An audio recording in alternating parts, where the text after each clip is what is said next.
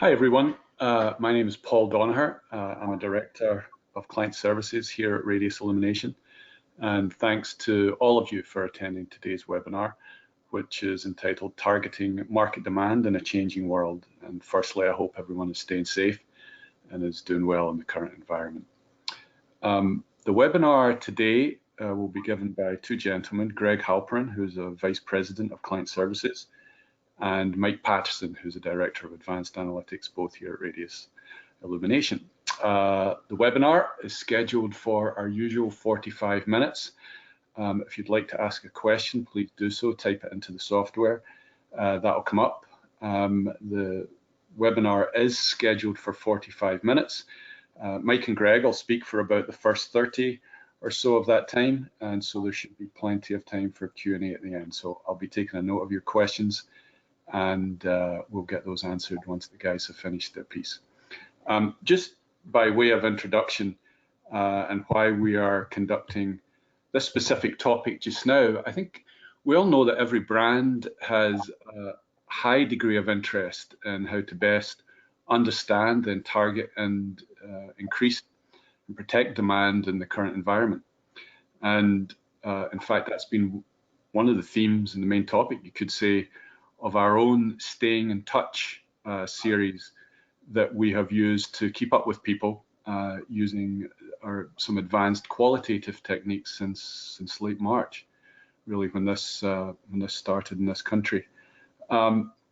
We've uncovered a number of interesting findings in that study, which suggest this is entirely the right time for this sort of discussion around targeting and increasing demand.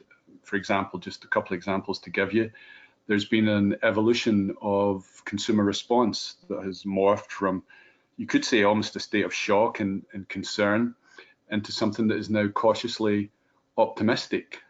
When it comes to brands and trying new brands, we've found that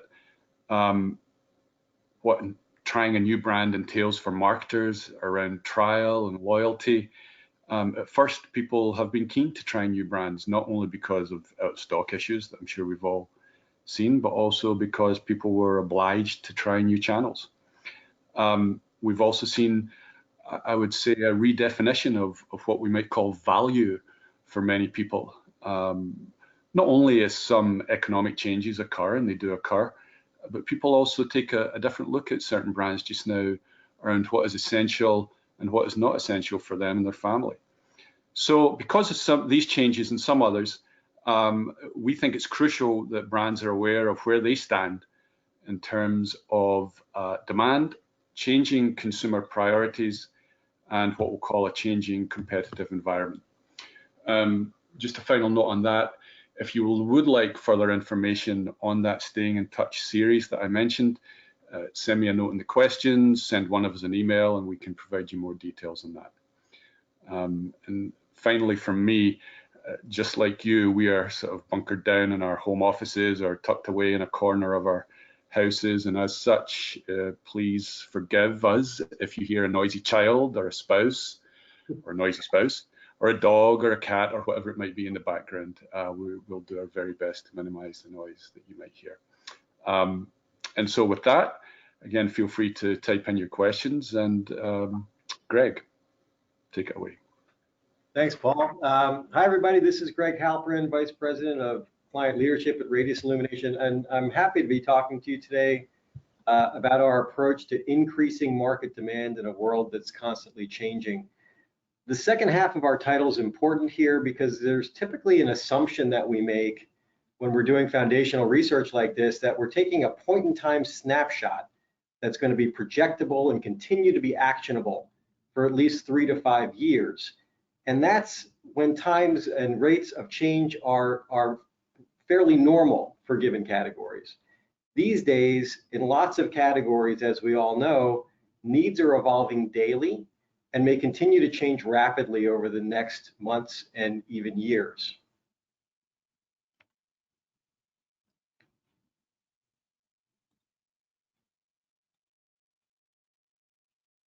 So you might be asking yourself the question at this point, should we be doing strategic work like this when change is happening so quickly and when the future for my category is so unclear at the moment? And our answer is very clearly yes. Now more than ever, you need insights to guide how your strategy should evolve to optimize your ability to meet your customers' needs and in turn to grow your brand. If you wait on the sidelines until change levels out, you're sitting without guidance for an indefinite period of time when your competition likely isn't. So to use two very different examples of change that we're seeing in terms of customer need in the marketplace, as people shelter in place and are practicing social distancing, we know that the pet care category has expanded as more people adopt pets and spend more time with them. And more than that, online pet care retailers are seeing increased demand. Helping them ensure that they build on recent gains includes a keen understanding of the needs of customers, what they value, and how their needs can be met better than before, even when people feel safe returning to brick and mortar stores. Hospitality is somewhat different as an example, because demand has largely been interrupted and by the outbreak, and at this point there's really only pent-up demand. For this industry, projecting demand is all about understanding how new needs for safety, sanitation, and flexibility in a now uncertain world will impact needs in the future, and how those needs are prioritized in terms of how we communicate with travelers and elevate services and amenities in not only hotels and properties, but also in booking processes. So why does our approach work, particularly in a changing environment? Well, our approach always works because we focus on the three key building blocks that define a targetable demand landscape. First, we have demand in the form of category-specific customer needs. Then we have supply, represented by the brands that provide products or services within the category. And third, we have customers, whether consumer or B2B, who are the people that experience needs and look to brands to meet them. As I mentioned earlier, although change is a constant, we supplement this approach during times of unusual change to ensure all insights are actionable today, tomorrow, and as change continues or levels out over the next months and years. Based on our deep experience in conducting demand landscape studies, we make a number of assumptions. So first, behaviors are most likely to change while people are socially restricted. That's a given, it's obvious. Common examples in behavior change are working from home and reduced brick and mortar shopping. Some needs will change and new needs will emerge as a result not only of shifting behaviors, but also of the outbreak itself. Examples of these two types of changes are needs for collaborative technologies and delivery services as a result of shifting behaviors, and new needs for safety or parenting help as families shelter in place at home. But fundamental pre-existing, or we might call them non-reactive needs from category providers will not change. I still need to nurture my family with high quality foods and conduct banking activities efficiently and seamlessly as examples. Relationships with brands also have the potential to shift, especially in brands' ability to meet new or evolving needs. And that's another reason that it's so important to have your eye on the ball and do this work right now. As such, we consider all relevant areas of questioning across qualitative and quantitative work through the lens of potential for change in all of these areas and instill that insight into our results. But beyond areas of questioning, there are also implications on the people we speak with or survey in the research, which leads to specific insight into evolving opportunity for our clients. So for example, ensuring that we speak with people who may have switched recently brands within the category, either toward or away from our client, to deeply understand the why so we can advise them on how needs have changed to enable them to either build loyalty with new customers or reacquire those that have switched away. And here's how these three components come together to define the prioritized and targetable growth opportunities that we're laddering up to throughout. The demand landscape is defined based on needs, and we can think of each circle as a cluster of needs within a category. We then overlay the brands and sub-brands, the supply side of the equation, to understand how well each provider meets category needs. This exposes opportunities through product, service, or messaging development to meet needs that are not currently being met, and understanding of where our client might be at an advantage or disadvantage relative to competition. We then introduce customer segmentation, the third component that makes the demand landscape targetable. It's not enough to surface opportunities based on needs without understanding more specifically who experiences these needs in a way that can be actioned. The reason for that is that it's almost impossible to target people based on needs alone, which change by occasion. With a deep understanding of category needs by segment and a holistic understanding of who people are and how they interact with a category, we're able to target and reach them through personalized messaging and new product development. And back to our view of potential changes in demand. Identified opportunities are magnified through our knowledge of potential changes, which inform how specific needs are likely to change for each segment, not limited to the entire landscape or the entire category, but each segment. And these changes and potential for changes are identified in our comprehensive segment profiling. As I mentioned earlier, other opportunity areas are brought to light through views of strategic target groups, such as new customers or those that may have moved away from our client. And we believe that as we work through these different content areas, going from assessment of customer needs, assessment of market delivery, development of customer typologies, all of which ladders up to those identified targeted growth opportunities, it's really important that the process that we work through is highly collaborative to ensure alignment with key stakeholders and true activation of results on the back end. So the way that we do this is we start with what we call alignment, where we interview key stakeholders on their hypotheses and goals for the work and review of previous research to inform design. We then move into qualitative, which we refer to as discovery, which is all about going deep with category customers to understand current needs, brand connections, and aspects of their lives that relate to the category, which provides scoping and content input for the quantitative phase. This can be achieved through a range of techniques, from in-person or virtual ethnography to one-on-one interviews, online bulletin boards, or pop-up communities. Then we move into the quantitative study, which we refer to as quantify and validate, where we collect information around category attitudes and behaviors to quantify the importance of needs or aspects of demand through max diff, and brand delivery against needs or supply through association. We also collect other lifestyle, demographic, and profiling attributes. The quantitative study is then followed by a regroup with the core client team to review preliminary category landscape information and select the go-forward segmentation solution. In just a minute, we'll dive a bit deeper into a technique we use for segmentation to ensure 100% classification accuracy and optimal targeting. And then after we've arrived at that segmentation solution, we often recommend additional qualitative work with segment-specific customers with hands-on facilitated and immersive experiences to take learnings beyond the quant results and bring segments fully to life. When in-person research is an option, we conduct this phase with our clients and segment-specific customers in the room through facilitated discussions and exercises. And in a virtual world, in our world today, we get great results through online bulletin boards and triads, where our clients participate in similar exercises and discussions virtually.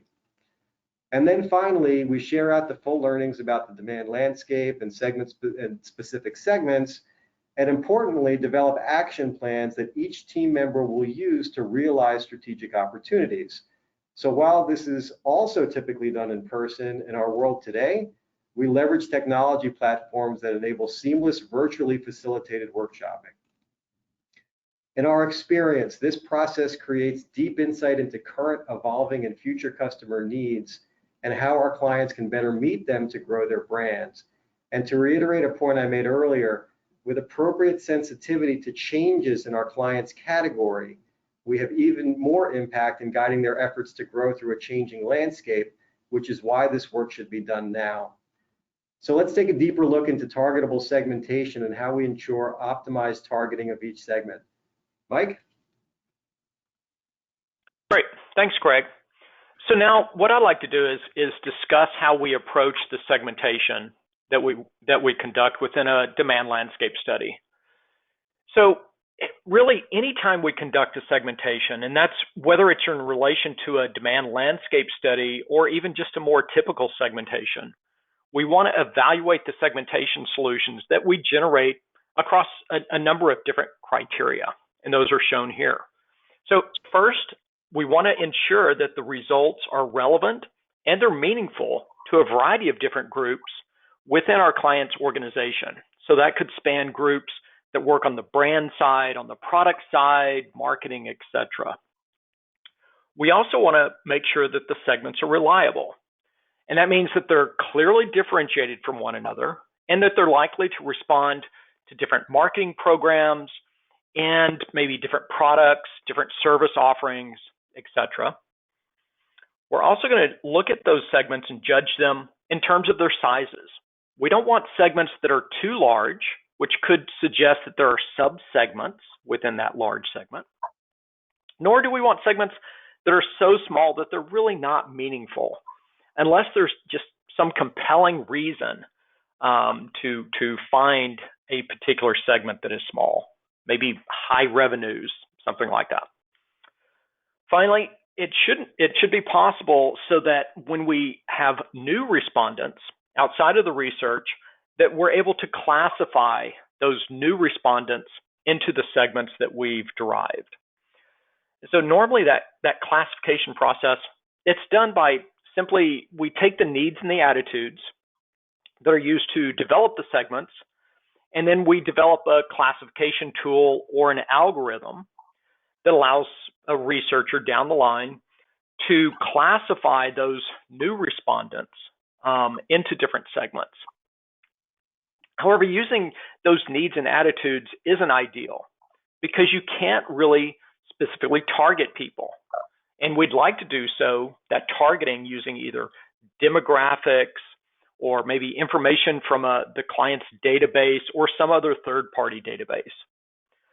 So because we'd have these needs and attitudes, we'd have to ask everyone to answer that battery of questions, which really isn't practical. It's just not going to work.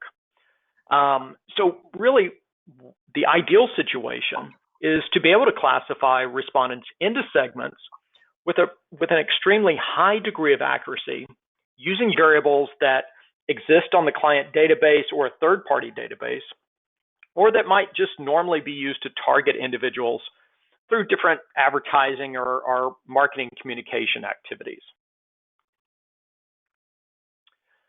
So now what I'd like to do is introduce you to the targetable segmentation approach that we use within demand landscape. And so in order to make a demand landscape segmentation just as actionable as possible, we first need to make sure that the inputs we're using provide us with good, relevant information. So as Greg mentioned, when we conduct a demand landscape study, we want to really develop a deep understanding of individuals' needs at the category level. And to do that, there's a number of approaches or different ways that we can go about understanding those needs. You know, we could have them rate individuals or respondents rate those needs, or potentially go through and do like a select all where they're choosing the needs that are most relevant. But really, what we found is one of the best approaches is doing some sort of max diff exercise with those category needs. And max diff is a great approach because it involves exposing our respondents to a number of needs at a time, usually about 4, and then having them indicate which one is most important and which one is least important. They go through a number of these different screens, each time showing different category needs. And then during the data analysis, we're able to understand for each respondent what's most and least important to them. So we found that max diff works really, really well as an input into segmentation because it forces trade-offs amongst the needs, which really gives us nice discrimination, particularly in comparison to the differences that we might find if we're using just a typical rating scale. It also eliminates scale usage, which is more the tendency of, say, an individual to use one end of the scale or another, or even different cultures using different ends of the scale. And then finally, we just find that respondents find the exercise to be much more engaging than simply going through and rating a bunch of items. So, but in addition to the max diff being an input in the segmentation, we're also going to want to look at other types of metrics. So that could be attitudes about the category. So that would go beyond their needs, and it would allow us to understand, how they feel about that category in general.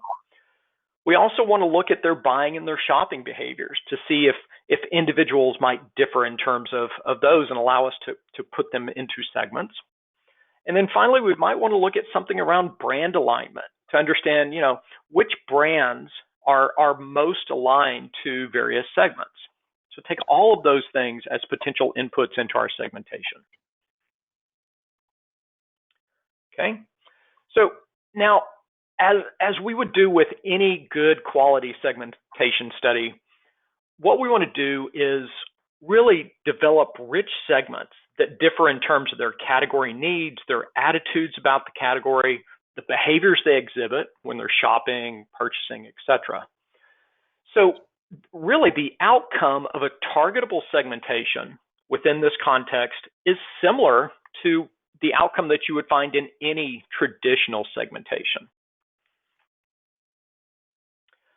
But with targetable segmentation, we're also able to use targetable variables such as demographics, media usage, third-party databases, etc., and to be able to determine with those particular variables, those targetable variables, which segment an individual falls into. And so because we can identify segments using those external variables, we're able to score a database, as Greg was saying, with a high degree of accuracy. In many cases, it's 100% accuracy. Okay, so how do we do that? What I'd like to do is kind of walk you through how we actually execute a targetable segmentation study within this context. So first, we start with a client database, or maybe a third-party database, or even a list of variables that a marketer or an advertiser would typically use in order to target communications. And then we're going to send out the survey, and once we have the results back, we're going to merge that survey data with the targetable variables that we've pulled from a database or that we've determined we want to include. And then what we're going to do is conduct a variety of different analyses to understand which of those targetable variables demonstrate the greatest differences on the needs, the attitudes, etc., that we would be using to conduct the segmentation. And once we've identified those targetable variables that produce the greatest difference, then we're going to start to combine those targetable variables in such a way that we form groups that we call microsegments.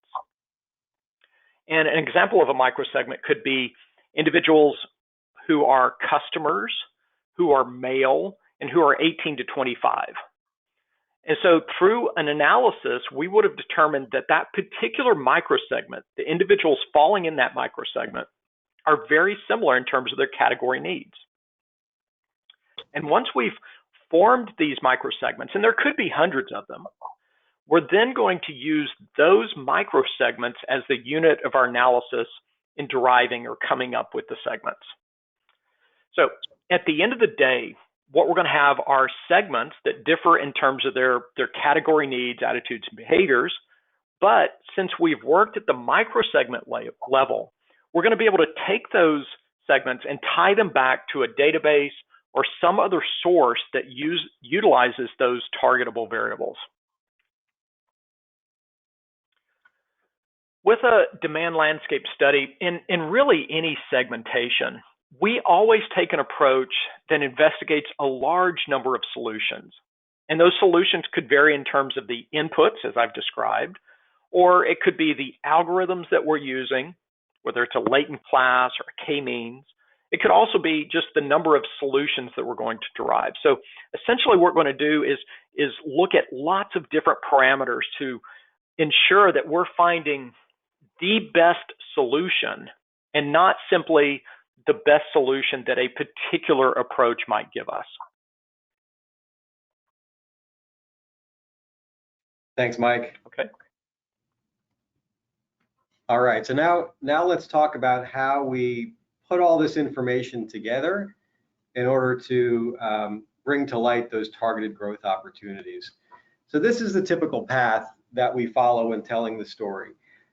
We tell that story through the insights where the category landscape is the stage, if you'll permit the poetic license, and your customers aren't merely players in the words of Shakespeare, but they're the stars that will grow your brands. Growth opportunities are obvious and clear conclusions leading into activation. And we do that through these builds in the story. First, we develop a comprehensive overview of your category, including customer needs, brand delivery against those needs, and other category A and U information. Then develop customer segments and deep personas, and all of this leads to targetable growth opportunities for our client. So just to show you how we do this step by step, first, we understand priority needs in your category, and this is an example from a study we conducted for a golf retailer. Then, through customer perception of brand delivery against priority needs, we uncover white space or other areas of opportunity where our client can realize a competitive advantage. Then we use this information along with category A and U information to provide a robust view of the category landscape. Then create meaningful, differentiated, and targetable segments through the process that Mike just described, based on needs and other information about who your customers are and how they relate to your category. We then prioritize segments based on the increase in business each can potentially bring to our client. So while that's always based on a number of different factors, this example builds opportunity for each segment based on their degree of demand, defined through the importance of unmet needs, our client's ability to meet that demand through their perceived equity, and the size of the segment with those characteristics. We then create those in-depth personas to help our client get to know priority segments as people, which then puts us in a position to develop strategies to more personally communicate with, build products for, and generally attract these groups to their brand. And this, of course, is part of activation. So activation of learnings goes well beyond the presentation of insights. Particularly with more strategic work, it's essential that specific and realistic action plans are developed to leverage insights and enable our client to receive full return on research investment. So we build strategy and action plans through facilitated sessions specifically designed to translate results into actions for growth. Learning connects that provide immersive experiences with segment customers and looking glass work sessions that deeply engage your teams with learnings are two examples of our solutions in this area. We start by building a strategic plan for your brand, and from there build out specific tactics that each team member will own to increase acquisition of prospects, build loyalty with customers, and deepen overall engagement with your brand. These often include development of new products or services that meet the specific needs of target segments, communications that speak to customers and their needs more personally, implementation of media plans to reach customers with 100% accuracy in our knowledge of who they are, and retail or other go-to-market strategies that are far more focused and targeted than they were before. So now I'll kick it over to Mike again, just to talk about a case study where we helped a client grow their brand. Yeah, thanks, Greg. So in this example, our client was a large financial services company, and they were interested in conducting a demand landscape study that included targetable segmentation. And they really had several business objectives. So first, they wanted to understand both their customers as well as prospects in terms of their needs, so understand their needs, and also identify white space. Then they wanted to take those groups and group together their customers and the prospects into different segments, where those segments would differ in terms of their needs, attitudes, and behaviors, as we've talked about, as well as motivations. Then, critically, they needed to be able to tie those segments back to their database, their multi-million client database.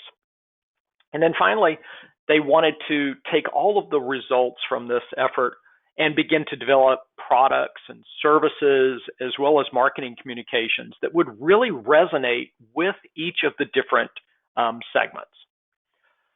So the approach that we used was to conduct a survey and then merge that survey data with our client's database. And then we conducted a targetable segmentation, as I described before. And so went through a number of different solutions, segmentation solutions, and ended up coming up with a 6-segment solution that really resonated with our client. And so we took that and then developed very rich profiles of those segments. And so after working with these segments for a while and really getting to understand them, our client decided to conduct a test. And prior to that, we had gone in and scored their entire million customer database.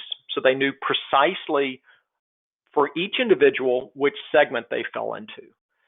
And so with that information, then they were able to develop targeted communications. And they ended up conducting this test. And using the targeted communications, what we found is that our open rates, so the proportion that would actually open the email, that open rate increased an average of 63%. And then the click-through rates, the proportion that would actually try and seek information based on the email, increased 600%. So given the really positive results, our client has started to utilize the results of this segmentation company-wide, both in terms of marketing communication, as well as in terms of developing products and services to ensure that they're really meeting their customers' needs. Thanks, Mike. So just to sum up, we start with a comprehensive understanding of your category, including customer needs or demand, brand delivery against needs or supply, and a wealth of category A&U information. Then identify key segments, prioritize those segments based on what represents the best opportunity for your brand, uncover the best way to connect with priority segments with a more personalized message at the right time, prioritize touch points, understand triggers, and identify optimal messaging and products. And all of this ladders up to an actionable roadmap that will successfully grow your brand. During times of unusual change like these, this work becomes even more important as customer needs evolve, and your brand has the opportunity to build products for them and communicate with them in ways that speak personally and directly to what they need from you today, tomorrow, and in the months and years ahead. So thanks so much for joining us today. Paul, I think we should now have some time for some questions. Sounds good. Thanks, guys. We do have a few questions in here. Let's start with this one. This first one is crossing demand and supply uncovers opportunity where category providers aren't meeting articulated needs. Are there other ways that you can detect opportunity? Particularly, how about opportunity to meet needs that customers can't articulate? Steve Jobs' idea for the iPhone wasn't based on a study like this. That's a great question, Mike. I'll take this one. So yeah, whoever asked that question, you're absolutely right. I mean, we know that customers can only express what they know or feel, and can only project their needs for innovation only so far. They can only tell us so much. So for that reason, we don't assess needs through direct questioning. We assess the importance of needs through techniques like max diff, which is the choice technique. So actually what we get from that is an accurate inference of the importance of need, not directly stated. And when we look at opportunity to better meet needs, an important area that we look at is how needs can be met in combination. So we might start with an important need that isn't being met today, but we might combine that with another that might be well met today. So an example from financial services, maybe where we would have crossed an opportunity between making my life easier and confident transactions that gave rise to a mobile app, the ability to deposit checks through a mobile app, for example. So those needs are looked at in combination to see how they can build. Very good. Let's jump over to one that may be more for you, Mike, but I know that larger samples are needed to do demand landscape type and segmentation strategic work, which can be a challenge for my category, which is in business to business as opposed to B2C. Do you have examples of how you've done this with harder to reach groups? Yeah, and you're right. Excuse me. B2B can be particularly challenging depending on the industry.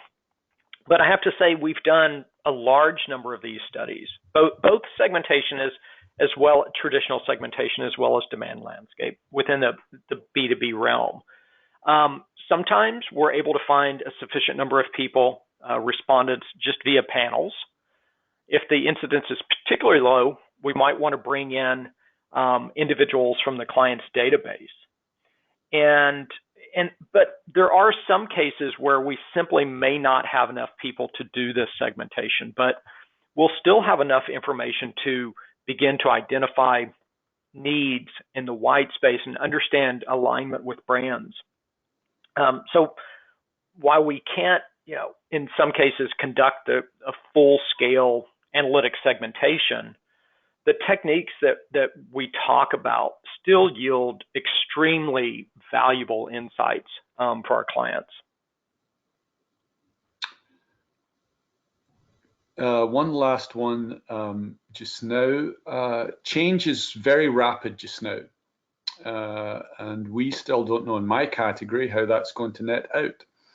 Should we be doing work like this, I guess strategic work, right now? Shouldn't we wait until things normalize? How can we validly project customer needs when they may not know what they will be? So a couple of questions, and they're all around, I think, should we be doing this type of thing just now, or should we wait?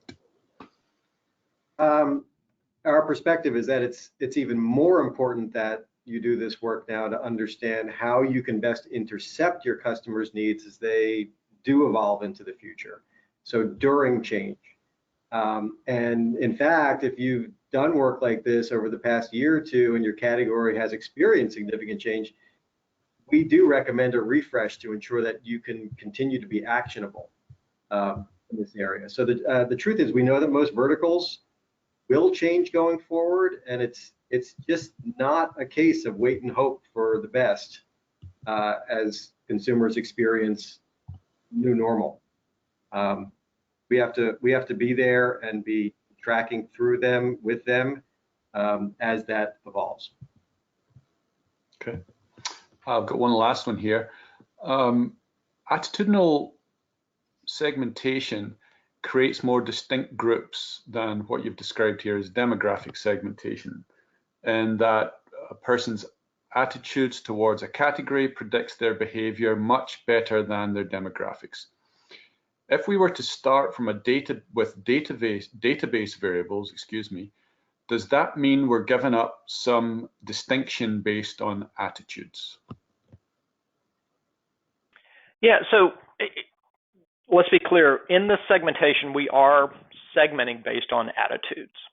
But with targetable segmentation, we do lose some granularity because we're aggregating individuals up into these microsegments. And so if we conduct just a traditional segmentation analysis, needs, attitudes, behaviors, we'll find maybe slightly more variation in those needs, attitudes, behaviors, etc., than if we're doing targetable segmentation. But the trade-off is well worth it, because now we have a segmentation that allows us to identify and target individuals. Whereas with a traditional segmentation, it's usually not possible using kind of external variables, as I talked about. And we always find, or almost always find, that we end up with extremely rich segments that really are very usable by our clients, and really resonate with those clients. So we've always had success using this approach to come up with these segments that are very rich, that are also extremely targetable. Very good. That was the last of our questions, folks. Listen, everybody, thank you for joining us today. Thanks to the guys for that point of view. We will be sending out a note tomorrow with a recording for this, for those of you who attended. And if you have any questions on this topic, feel free to reach out to myself, to Mike, or to Greg, either just now or when you get that email tomorrow or Friday.